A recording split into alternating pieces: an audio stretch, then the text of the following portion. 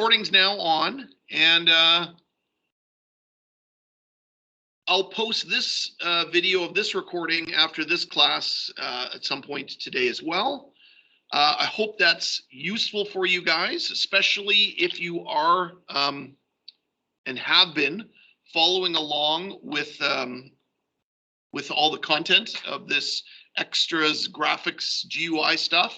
And what I hope to show you guys is this will be really, really good for doing a final project and doing, especially for those of you maybe who were disappointed in this course, if you took the grade 10 computer science course, that it wasn't as visual as the grade 10 course, that you studied all this fancy code with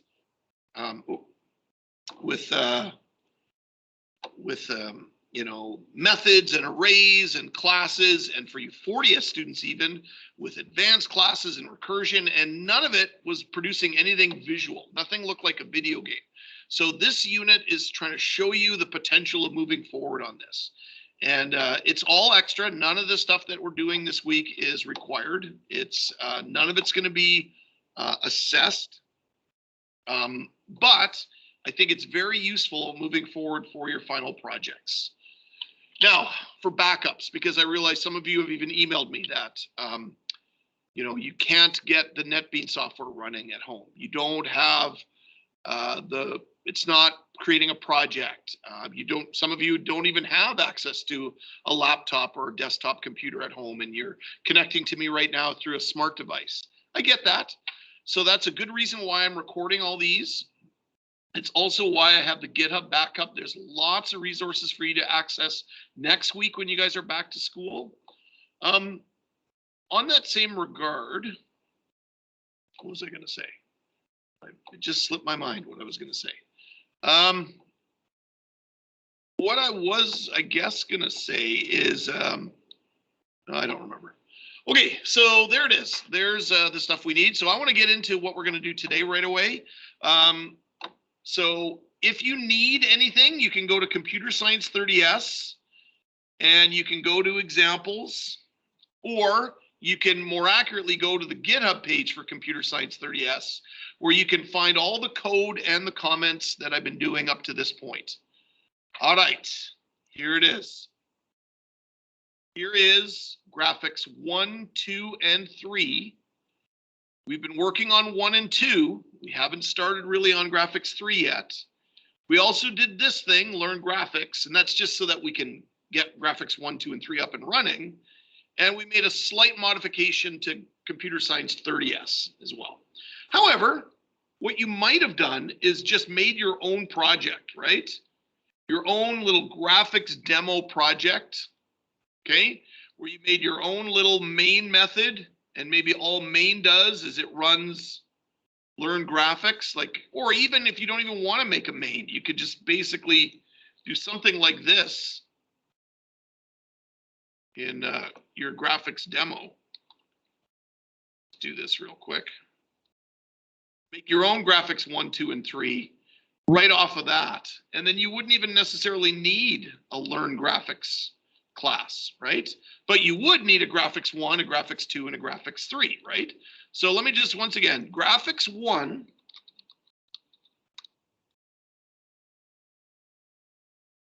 is just code. It's just code. We're going to be coding in graphics 1 from the code.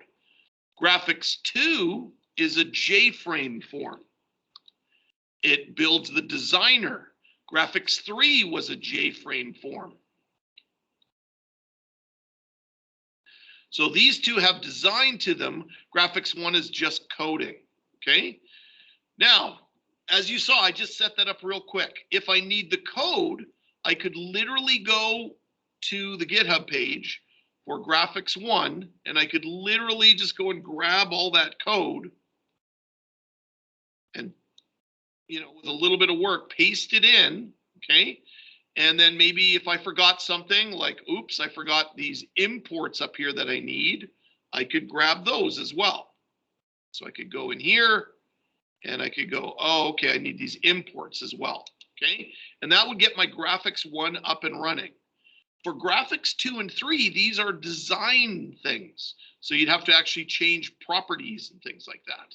So I'm not going to bother with those right now. But you can see here, this is me just quickly setting up this demo from the GitHub page. And it's already kind of catching up to what we did in class. Not quite, but it's there. Okay. All right. So as of yesterday with graphics 1, we used a lot of the stuff that we used in the unit on this. So I'm gonna bring up some of these PowerPoint slides because I do have actual notes for this unit on graphics, right? So what you're gonna see today is we're gonna be using design elements or components or controls. These are the things that go into the container that we created. So we created this frame or this form or this little window. And inside that container, we're going to put controls. So we're going to put labels. We're going to put text fields. In C#, they call those text boxes. Text field, text box, same thing. We're going to put a button. We could, we're not going to for this one, put a checkbox or a combo box or a list box. These are all things that we can design and use. And we're going to do them in pure code, and we're going to use the designer. So as well, in the notes, it also explains a lot of the stuff I explained in class yesterday. I wrote comments about these as well, but you can also go back and look through in the notes here where it talks about APIs and constructors and making things visible and setting size and how it runs and how it can do all this stuff and things like that, okay? And so a lot of that is basically what we did yesterday. Okay. Anyone have any questions? All right, so in graphics 1, we had our constructor, and then what we did was we made a method set container. And I also showed you a little way that NetBeans can automate writing a method for you. In the method set container, we ran 4 lines of code to set the size of our container or frame, the title, that they can't resize it, and we centered it on the screen. But starting today, we're going to add one more line to set container. So one more line to this method. Okay? And that line is this dot. Okay? And just as a note for you 40S students listening in, notice how most of these methods start with set. Okay? There's a whole bunch of methods starting with set. And you should know from our unit on advanced classes that these are mutator methods. These are changing a property of the object. It's mutating it into something that's changing that property. This is built in. And what we're going to write is set default close operation, which is a really hard thing to type, right? Because you have to type a capital D, a capital C, a capital O. So this is a really good reason why a program like NetBeans can do a lot of this for you. Now, inside of here, which both 30 and 40S students know, what this is inside the 2 round brackets is the argument or the parameter of this method. And what we're going to put there is the word dispose on close, like this. So here's the line we're starting today with. What that line does, this means when they close this form, otherwise known as a frame, a window, the app program, or a container. Once they close this container, okay, the entire program, okay, so all forms also close. And I want to show you what I mean by this. I'm going to temporarily comment this line out, run the code we had from yesterday. So we have graphics 1 and graphics 2. If I close graphics 1, graphics 2 keeps running, okay? But now with this line active, with me bringing that line back to life, now I'm going to rerun the same example.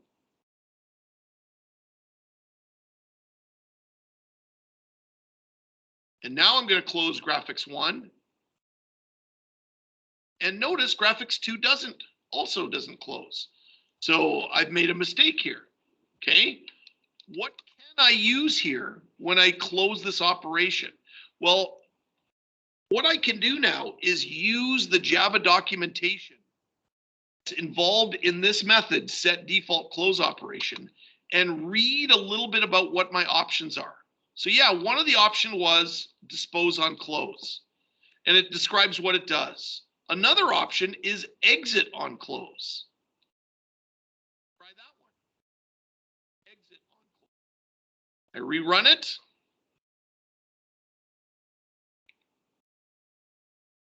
I now close graphics 1, and notice graphics 2 shut down as well.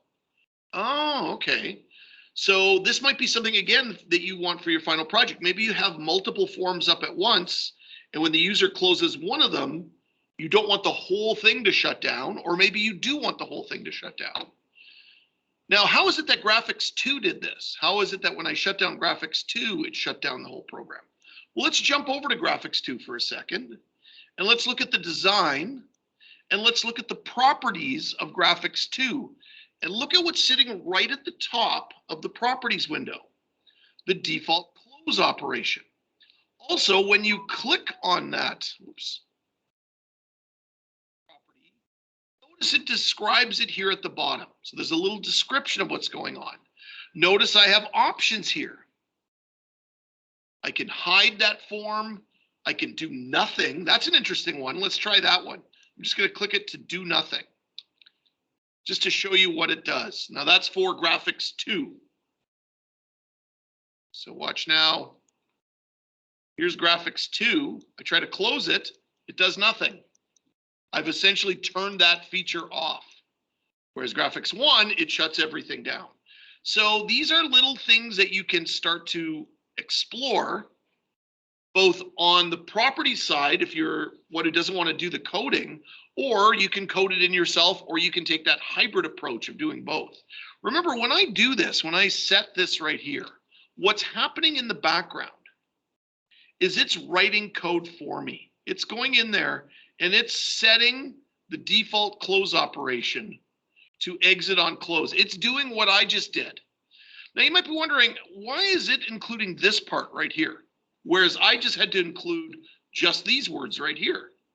Well, that's because the NetBeans designer doesn't like to do any imports. Notice there are no imports up here. Whereas in our code, we had to put in imports up here for it to work. So it just is, again, depends on what you want. If you don't want an import right here, I could literally just put this at the front of this, like this. And I could have put it right in the front of this right here, like that. And then this could essentially be commented out or removed, and it would essentially do the same thing. It's a little more complicated. I think I put a bug in there, but that's the idea, right? So again, I don't want to get too complicated on that. For the most part, you can just sort of follow along the code. But unlike in the 20S course, where I would just sort of give you a line of code and say that line works, what I also wanted to hear in this 30S course, and especially in the 40S course, is to try to explain these lines of code at a much different level. Okay, I'm going to take a pause here just to double check to make sure I haven't missed anyone in terms of attendance, which I have not.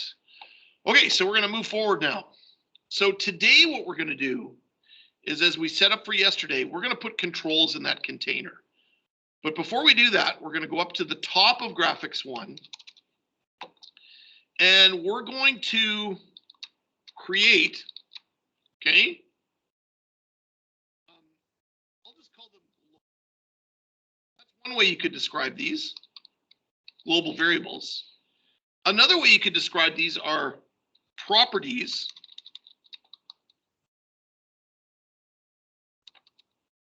of this class. This something you understood now when you're in the classes unit. And what are properties of the class? They are things about that class or descriptors, or even adjectives. This is stuff we learned in the classes unit. They describe the class, their properties, but they're also global variables, which are the controls. Okay. And controls can also have another word, right? Controls can be described as components. Sometimes that's what they're called. If we look at the designer, when we're at the designer stage, they call them controls right here, right? The controls for it, just like they call this a container, okay? But they could be called components. Some, let me actually launch Visual Studio for a second, okay? Just to sort of compare it to Visual Studio. When we look at the, I'll just quickly put a button on there. We'll do this again in a second, okay?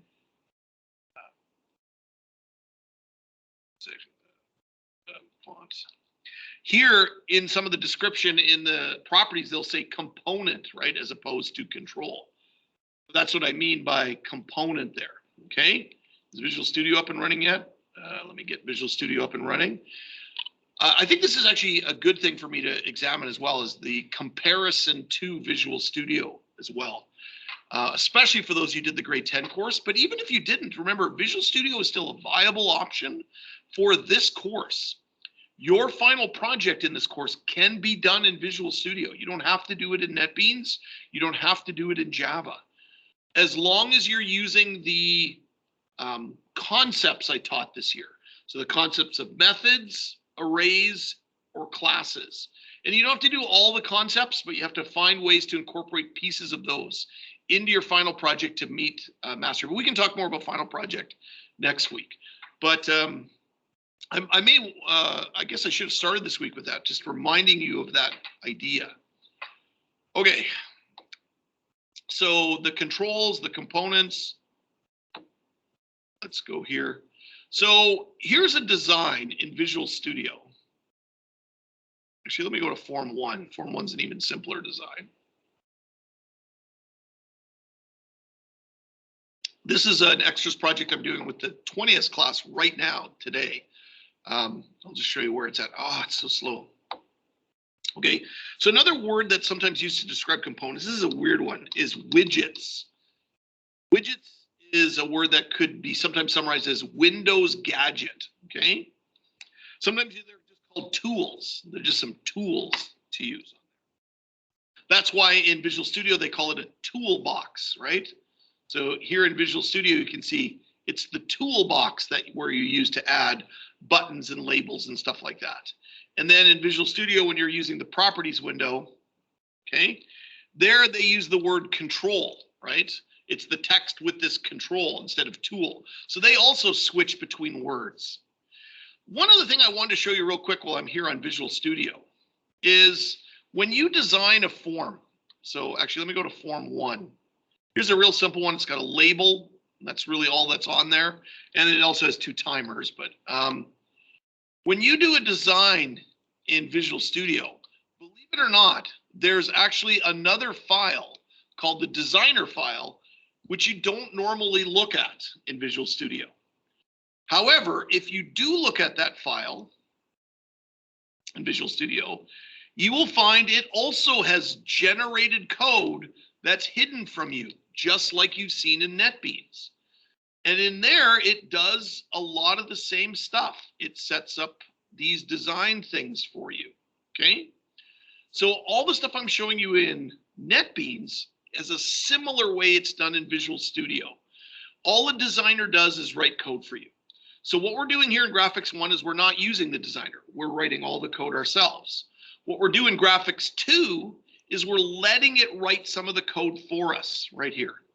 If we were to go in and look at that code, as we've already seen, it's just doing a lot of the same things like this exit on close line and this set title line. It's doing the same things that we were doing, setting the title and setting the close operation. Okay, let's get back on track. So widgets, tools, etc. Okay. The controls, okay, that we're going to be putting on here. Okay.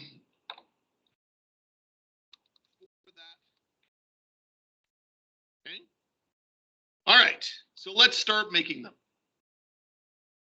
Private. Do we need that word? Maybe. This is a word that would make sense if it was something that was taught to you at the level of classes, which you have been taught that. A label, okay? So I'm using a capital J and a capital L. Once I do that, this is now going to need to be imported. We're not going to create a J label or a label for our design. It's already been made for us. We're just going to use the light bulb to import it, okay? And now J label has been imported in that we can use it. And if I didn't do this line, I can also use control spacebar, capital J, capital L, A label.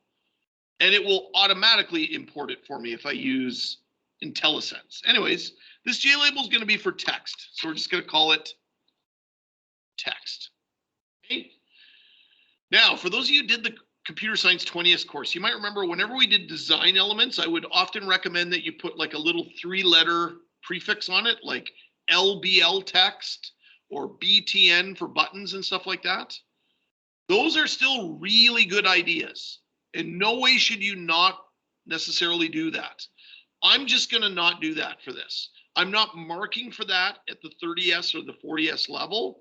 However, excuse me, if you do that, that is still a really good idea. And so I 100% recommend doing it if you'd like. Anyway, so there's our J label for the text. We're also going to make a private J button. And again, I'm going to use control spacebar this time. Just call it button. By using control spacebar, it automatically imported it for me. Private. Okay. J text field. Hard one to spell. Definitely would recommend using control spacebar for that one. Okay, because actually I didn't misspell it. And this one I'm going to use the light bulb to import it. Okay, so yeah, you let NetBeans help you with this stuff. And I'm just going to call this a text box.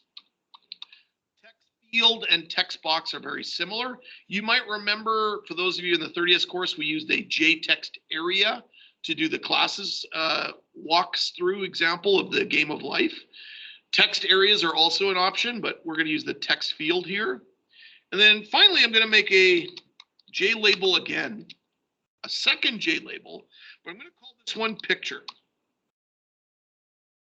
I'm just going to add a couple extra spaces in, not necessary, but just so it's easier for you guys to read these. These are going to be our 4 components. Okay, because I want to add a little comments to this first one.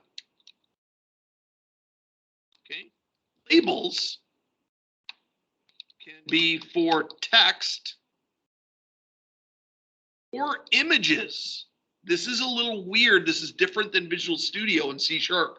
In Visual Studio, a label was just for text, and a picture box was for pictures. But in Java, in this version of the text box, or the label, the J label, you can use it for text or images or both. That's a weird one. You can have both text and images at the same time. Now, I always tell a little story here. When I first did this, when I was first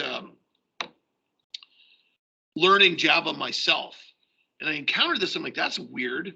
Why would they need a label for both text boxes and images? And I literally went and read what the programmers who designed the J label said. And they actually used these words. They said, imagine a soup can, a can of soup that you buy at the grocery store. It has a label wrapped around it. They said on that label, you will see both pictures and text.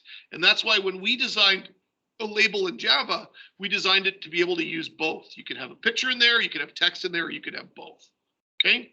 So that's a weird story, but it just sort of shows you that when you work in multiple programming language, it's not always going to be the same. Like you can't always necessarily expect the exact same code that works in Visual Studio with C# to work in Java with NetBeans.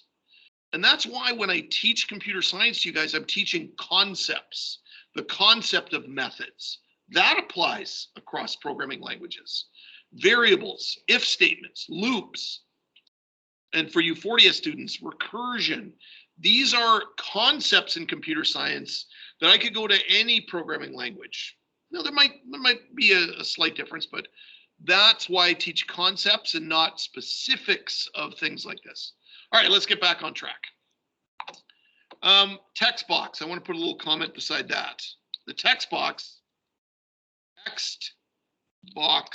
area, because it's called a text field. Okay. Button is what we called a command button in C#. C# would call it a command button. Okay. And finally, there are other ways to show images other than these J labels. This is just one way. And I want to but I wanted to show you that first, because now we're going to go over to graphics 2 and do the exact same thing. We're going to create two labels, a button, and a text box. But watch how easy it's going to be from graphics 2, because we're going to use the designer for this. Over here, you see this little palette where we have the swing controls. Right here, you see a label. Right here, you see a button. Be careful, don't use this one. Don't use the toggle button. That's a different thing. Okay. And right here, you see the text area. Don't do that one either. Use this one, the text field. So the label, the button, and the text field. These are the three things we're going to use. So go ahead and just drag them over here and drop them. Drag them over and drop them. Or another way is double click them. Oh, sorry, that doesn't work. I was thinking of C#. Drag and drop. Make sure you drag two labels, not just one, but two of them, one button and a text field. And that's it, we're done. What it did was it added these lines of code automatically for you. Okay, that's how much easier it is in the designer. It's just doing some of the work for you. Okay, did the exact same work we did there. I didn't need to do imports or anything like that, because the way it writes the code, it's just doing it like this. Okay. All right, so we have that done. But now we're going to go down to the method we set up yesterday called set controls. Okay, because we got to get a little more complicated here. Okay, so this is actually easy from the designer standpoint. So before we write the code for this, let's do one of these from the designer standpoint. Let's take one of our labels and go down to the property called text. And in here, instead of JLabel1, let's replace that with the words hello world. That phrase is good luck. Hello world. And then hit enter. The text of JLabel1 in the designer, it should show a change right here. And again, this should be something that you learned back in Unit 2 of 20S Computer Science. Okay, real easy. Now, what did it do? It wrote this line of code right here to make that happen.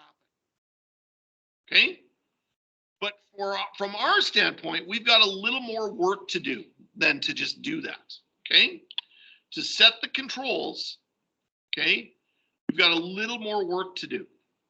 So here's what we're going to do. We're going to create, and the fancier word for that is instantiate the objects.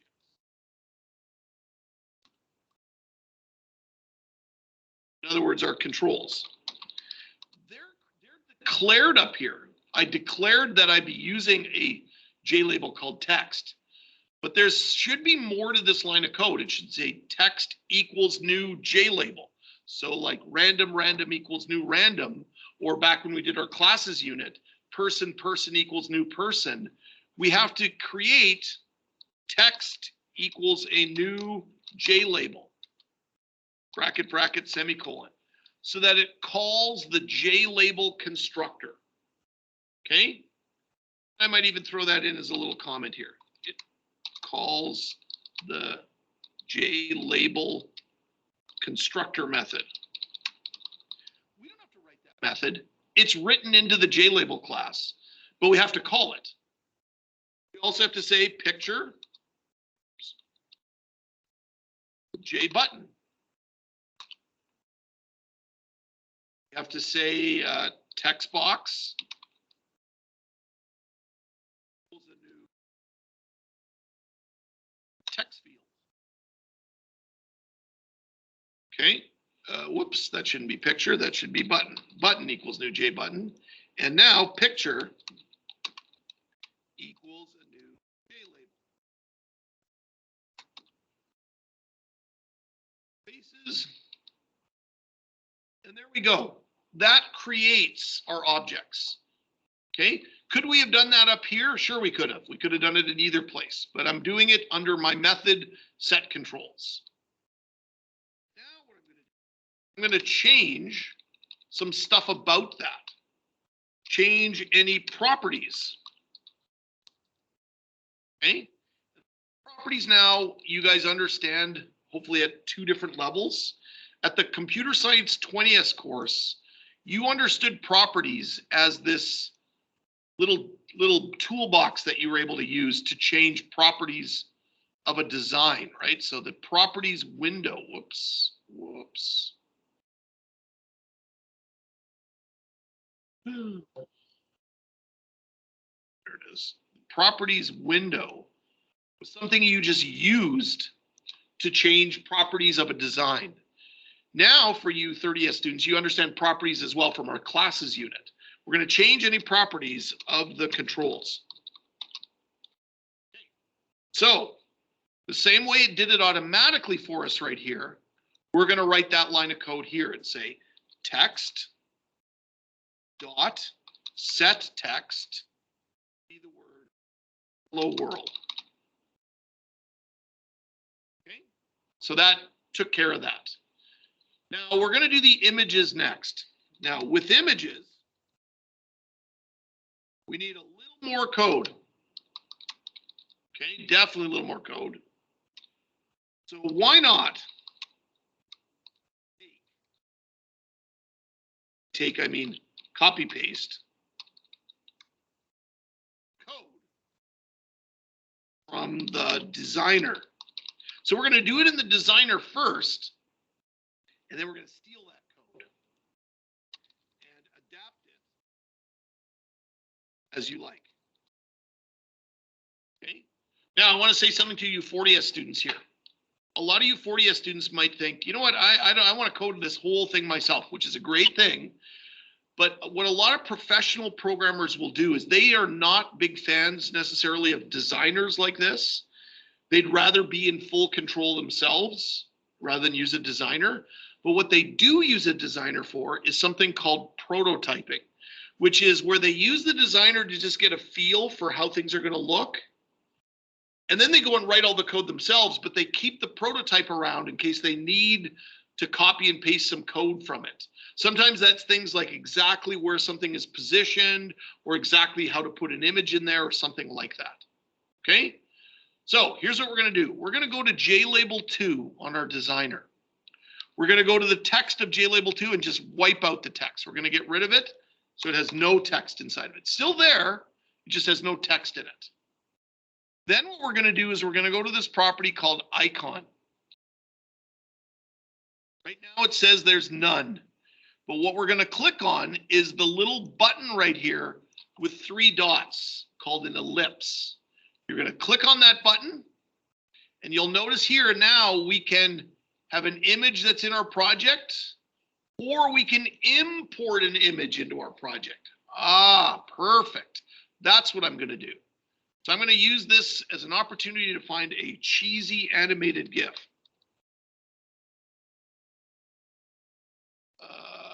I don't know. GIF programming. That might be fun. What's this one look like? That's weird.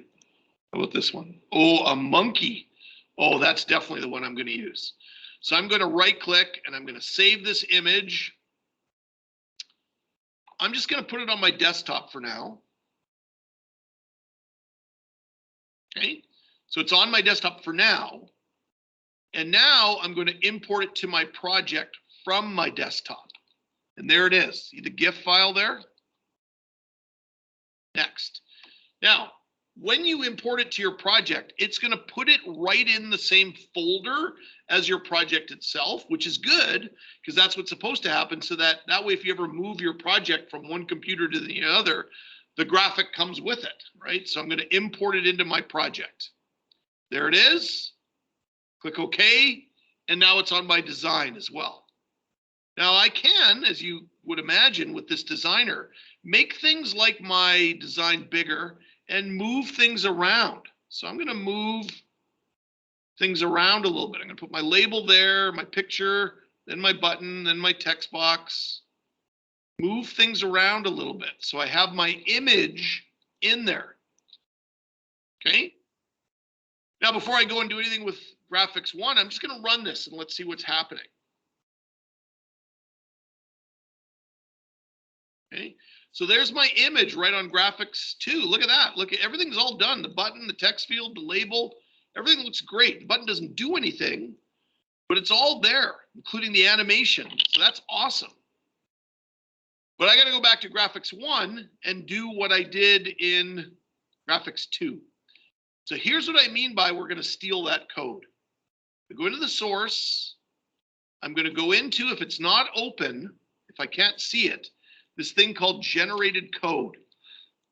Clicking this little plus sign. Scroll down and you'll find this line of code that sets the icon. So I'm going to take this whole line, copy it, take it over to Graphics 1 and paste it. But I obviously got to make a change to some of it. I don't have a label called JLabel2. My label's called picture. That's what my label's called. But the rest of the line kind of fits. There's a weird comment at the end. You don't need to worry about that comment. But I'm also going to make one other change to this line of code. Instead of this javx.swing.image icon, I'm just going to put image icon, which means I'm going to import it. So it reduces that line of code a little bit there. Okay. I'm also going to add a line of code, a final string, just called the file equals. Good old constant. And I'm going to take this part of the text. It's kind of a little bit long. And I'm going to put it there instead. Oops, that was a mistake. I shouldn't have copied the quotes. There we go. And then right here, I'm just going to put the word file. Now, you don't need to do all that. You could have left it the way it is, but I've just kind of adapted what was in the designer to what's going to work now on Graphics 1. Now, it won't show it yet, but at least it's ready to go. All right, so I have that's done. So I have the label has the words hello world in it, and I'm going to have a label with an image in it. Okay, now what I'm going to do is I'm going to set the containers, something called the layout manager. This is a little more complicated, to position all the controls. We took for granted in the designer that I was able to just move stuff around and put it wherever I wanted with the designer. But how is it doing that? How is it knowing to put the label here, the picture here? Like, how is it knowing how to do that? Well, the only way it knows is if I tell it how to do that. So there must be some hidden code going on that's Oh yeah, there's something changing a layout to some sort of layout manager. It's doing some work here for me. Now this is a lot of code that it's using. Could I copy and paste that? Sure I could, but I'm going to use a different system for doing this. So here's how I'm going to do it. Container, which I will import. So I'm going to import this container.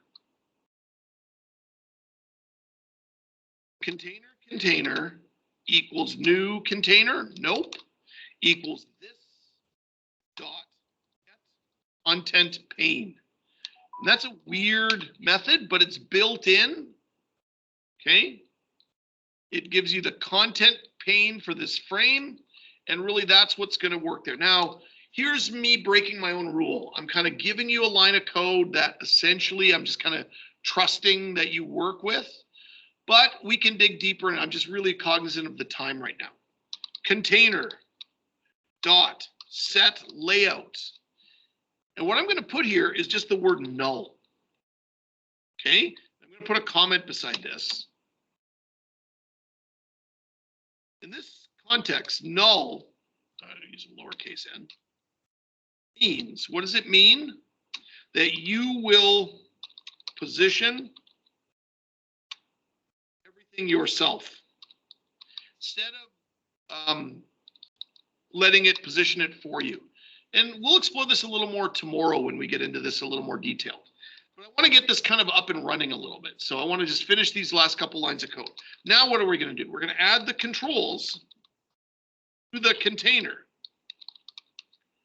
So container dot add my text.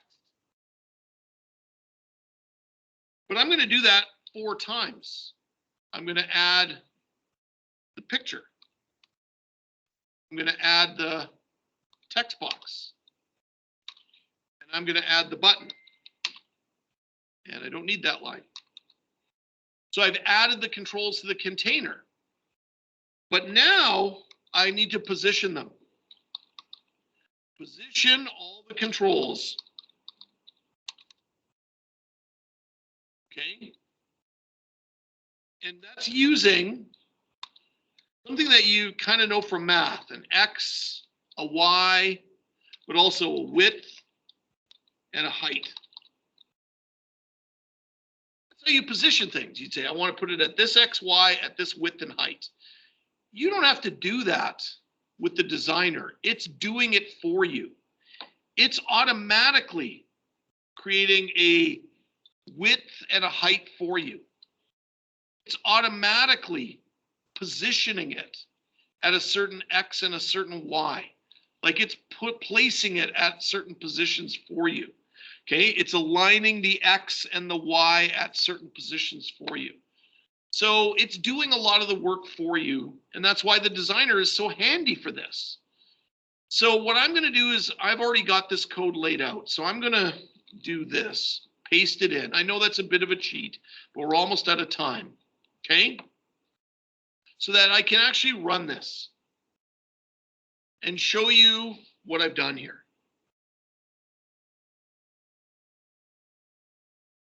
Okay, this is the one where I've coded it all myself.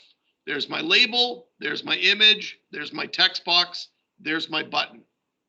Okay, this one over here, I just let the designer do the work for me.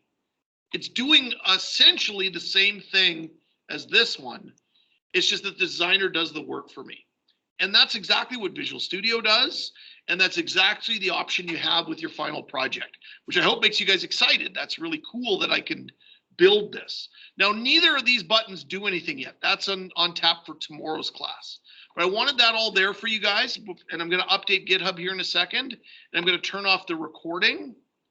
Okay, so I shall turn the recording off now.